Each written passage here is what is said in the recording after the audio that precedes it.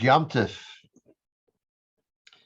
This evening is Yom Tov, the seventh day of Pesach, and then after that we have this eighth day of Pesach. What is unique about these 2 days? So we're told that the beginning of Pesach is about the past. We celebrate the redemption from Egypt. And the last 2 days, and particularly the last day, is the celebration for the ultimate redemption, the redemption that will be Mashiach. And that's what we focus on in the last day of Pesach.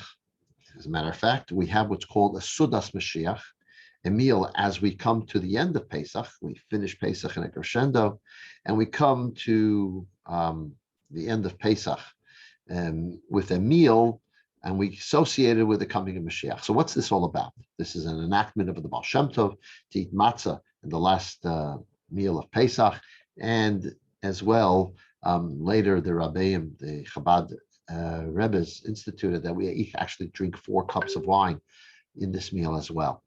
So what is this all about? Well, first of all, as Jews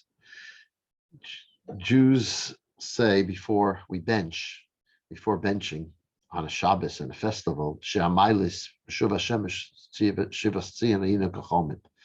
we say this psalm right before benching. We have actually a beautiful song associated with the psalm. And we emphasize the fact that when Hashem will return us back to Israel, when Mashiach will come, we will be like dreamers. And there's 2 interpretations. What does it mean we will be like dreamers?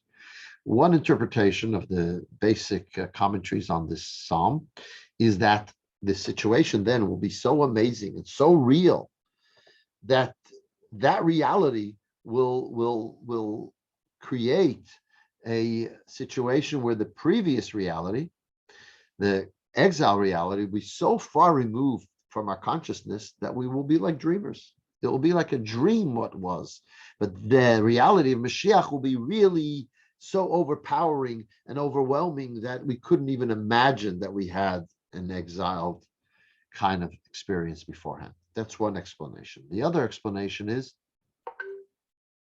that no, it's right now when we talk about Mashiach and when we think about Mashiach, people look at us and think that we're crazy.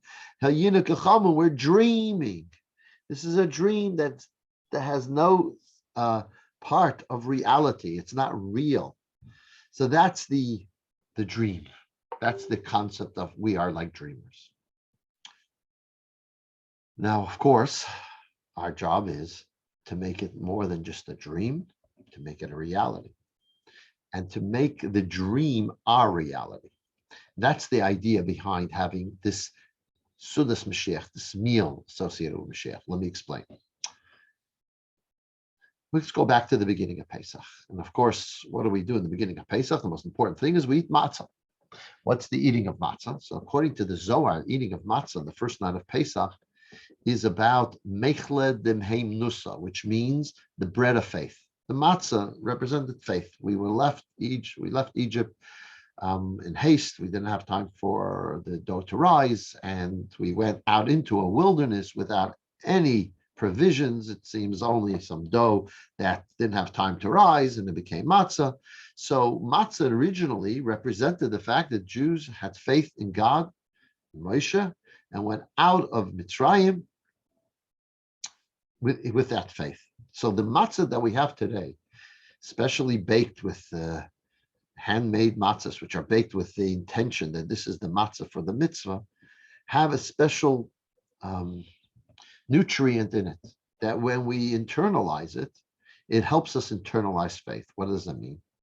Faith in general is unique in that we could have it, but it doesn't affect how we live.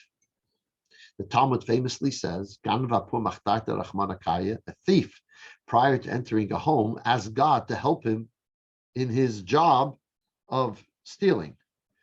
How does that make sense? It's so incongruous. God tells you not to steal. Now you're asking him to help you steal. How does that make sense? And the answer is that it goes to the nature of faith. Faith is something that we have, but it hovers over us. And therefore, we can live our life not consistent with that faith. We have faith, we believe in God, but nevertheless, we do things not consistent with that belief in God. And so the task of life, in a sense, is to internalize the faith, that we should live by the faith, that it shouldn't just be something that hovers over us. Yeah, I believe in God, and comes a difficult moment in my life, I might approach God, so to speak, but otherwise it's not really relevant to me. Or even if it is relevant to me, I could live in contradiction to that. Our task is to internalize it. Now, the normal way to internalize it is by studying, learning about God and his relationship with the world and his relationship with me and his connection to the Jewish people and his purpose in life, etc., etc. All this helps me internalize the faith that I have. And I have it from the fact that I have a soul that is part of God. So therefore, I have part of God in me. So I have faith in God. But as I said, it's concealed, blocked, and it only hovers. Our task is to then internalize it, done through learning, done through connection to tzaddik, helps you a lot in internalizing faith. And one of the ways that we do so is, as the Zohar says, by eating matzah. Eating matzah, we eat the bread of faith. By eating, we're making it part of our flesh and blood. And as such, it becomes part of our system and who we are. And this is the explanation of this meal of Mashiach. We all have this faith and belief in Mashiach. What do you mean we all have it? This idea that the future will be better and brighter and greater. Why? That's because imbued within society, within our consciousness, is the idea of the world is coming to a better place eventually. Now, even though if you look around the world, you might not see that as a true fact, but that is embedded in the human DNA, that it will be better.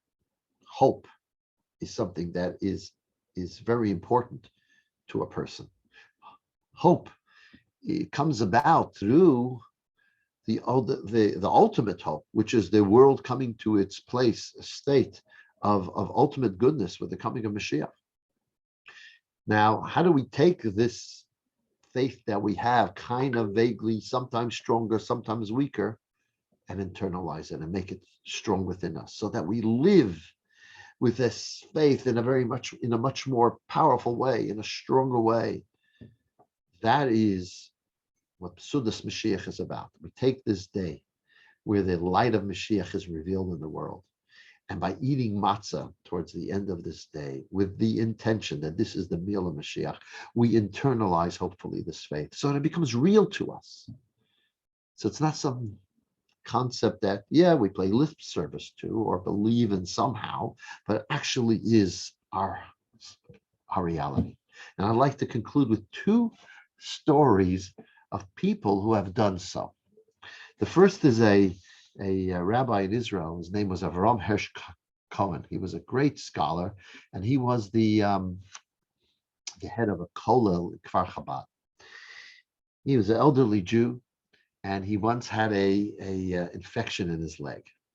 And the infection got pretty bad, and the doctor said, we need to operate.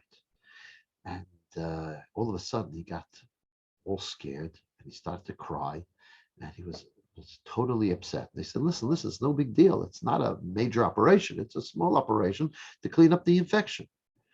But he told them that you don't understand. I am a Kohen, and I'm awaiting the coming of Mashiach when I will be able to serve in the temple. And a Kohen who has a mum, who has a blemish, and this kind of operation would make this a proper blemish, cannot serve in the temple. And that's why I'm crying. I cannot go through something like this. So he wrote to the Rebbe, by the way, and the Rebbe told him to use antibiotics instead of the operation, and that's what he did, and he turned out to be okay. Here was a Jew who the coming Mashiach was real to him. He lived with it, so much so that when there was fear of becoming invalidated to serve in the temple, it affected him in a great, tremendous way, because he lived with this idea, this belief in Mashiach. And lastly is a story of a mechutin of mine. His name was Rabbi Yitzchak Nemes. He was a stamp dealer, and for that he went to all kinds of countries.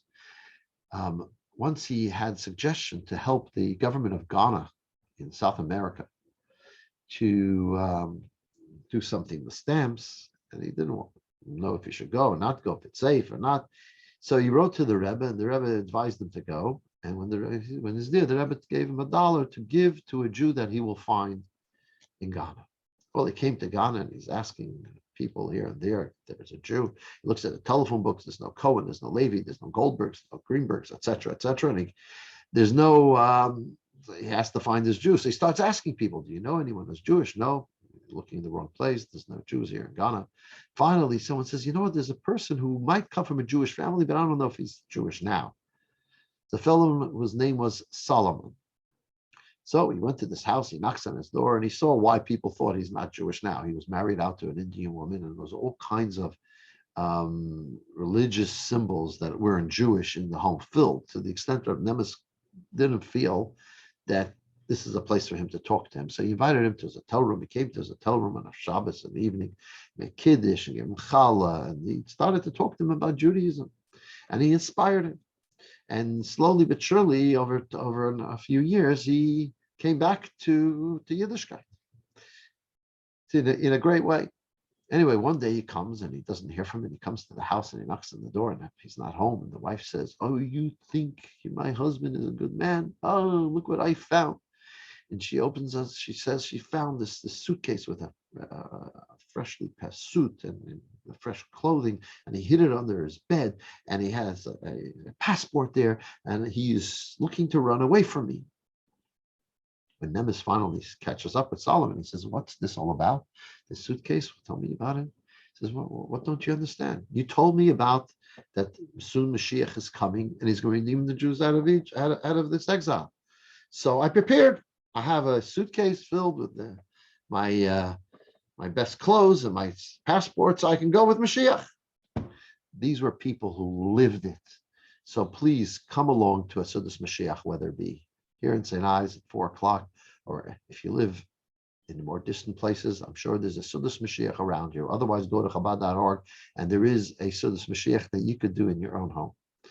But do this beautiful tradition and internalize this faith so that we can live with it, so that we make Mashiach come just one moment quicker. Good Yom Tov and good Shabbos.